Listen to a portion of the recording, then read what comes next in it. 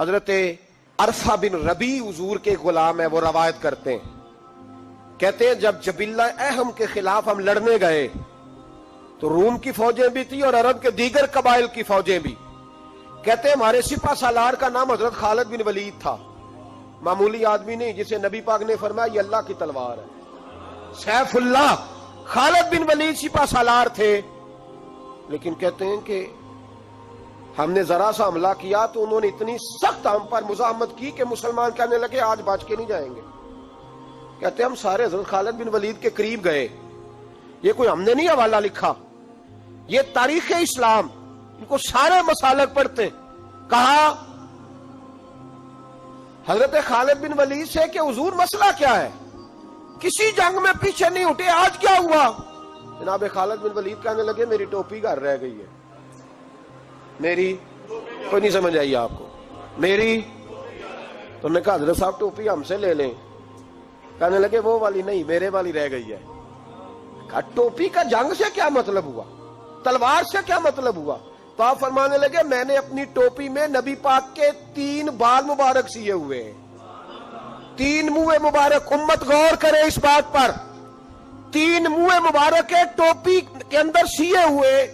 فرمانے لگے تلواریں تو سب کے پاس ہیں، مجھ سے بہادر بہادر سیانے سیانے بندے بھی ہیں، پر جب میں حضور کے منہ مبارک سر پہ رکھ کے میدان میں نکلتا ہوں تو فرمایا پھر اللہ مجھے ہر میدان میں کامیابیاں عطا فرماتا ہے.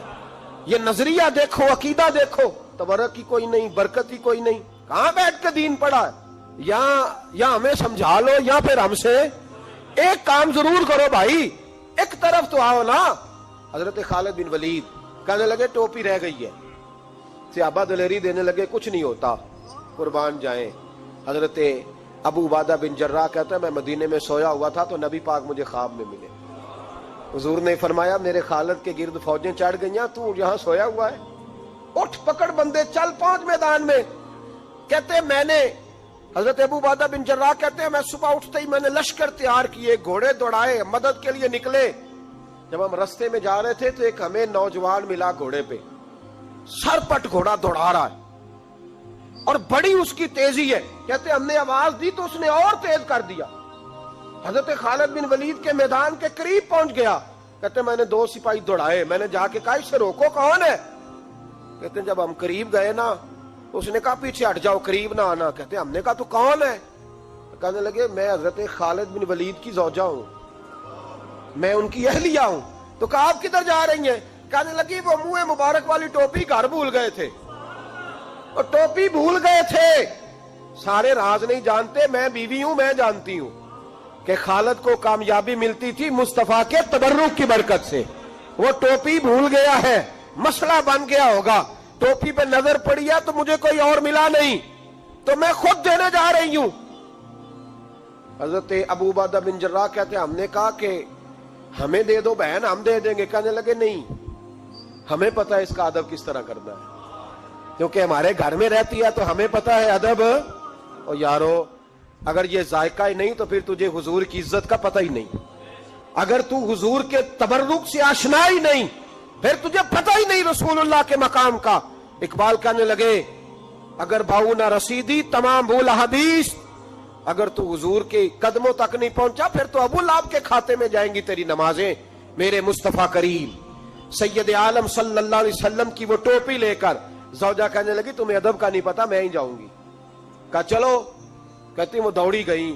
حضرت خالد بن ولید کہتے ہیں اچانک میری نظر پڑی تو کافروں کی فوج تنی ہوئی تھی، وہ ٹوٹنے لگی اور ایک شاہ سوار دوڑا آ رہا ہے.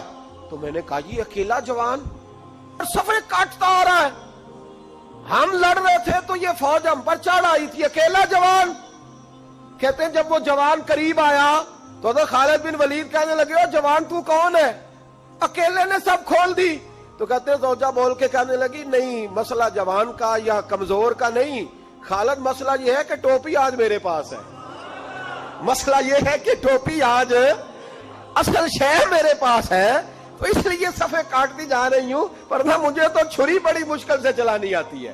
ٹوپی آج میرے پاس ہے، یہ ہے ارض جنت، یہ طیبہ کی زمین ہے، جنت بھی یہی، مال کے جنت بھی یہی ہے. یہ میرے محبوب پاک کے تبرک کی برکت ہے.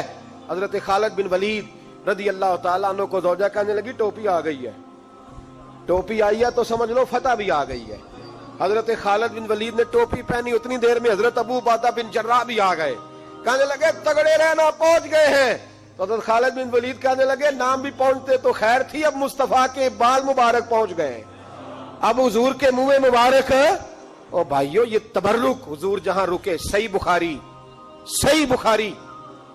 بخاری حوالہ میرے ذمے۔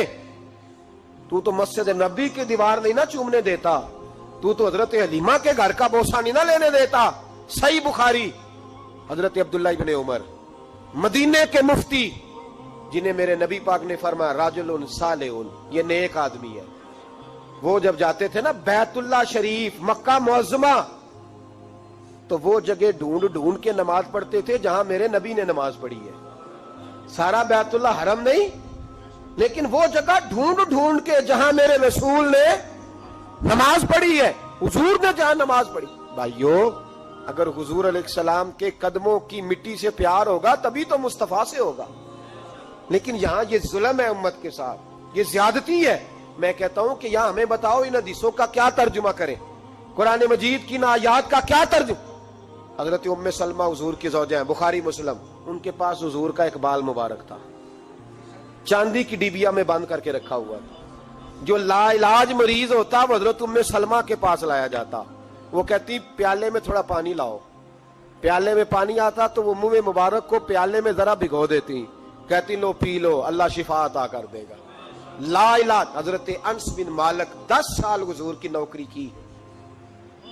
لوگ پوچھتے انس کیا کمایا ہے، کہنے لگے جو کمایا ہے وہ صندوق میں بند کر کے رکھا ہے۔ 10 سال نوکری کی نبی پاک، جو کمایا بند کر کے، انتقال کا وقت آیا تو حضرت ثابت بنانی کو بلایا، آپ کے شاگرد تھے، کہنے لگے جا بکسا کھول کے لا، کھول کے لائے تو ایک ڈبیا نکلی، فرمایا اسے بھی کھول، جب اسے بھی کھولا ایک منہ مبارک نکلا۔ کل زندگی کی کمائی، نبی پاک کا اقبال مبارک کا، اس کا کیا کرنا ہے؟ فرمانے لگے جب مر جاؤں نا غسل دے کے تو میری منہ کھول کے زبان کے نیچے رکھ دینا۔ حضور اس کا کیا فائدہ؟ فرمایا جب فرشتے حساب لینے آئیں گے من ربو کا بولیں گے، پہلا لفظ کہنے کے لیے منہ کھولوں گا تو سامنے حضور کا منہ مبارک ہوگا۔ پسے مردن فرشتوں نے جو تلاشی لی تو کیا نکلا؟ فقط تک دل کے گوشے سے خیال مصطفیٰ نکلا۔ اور میرے اعلیٰ حضرت مشورہ دیتے ہیں، کہتے ہیں لحد میں عشق رخ شاہ کا داغ لے کے چلے، ہم نے اندھیری رات سنی تھی چراغ لے کے چلے۔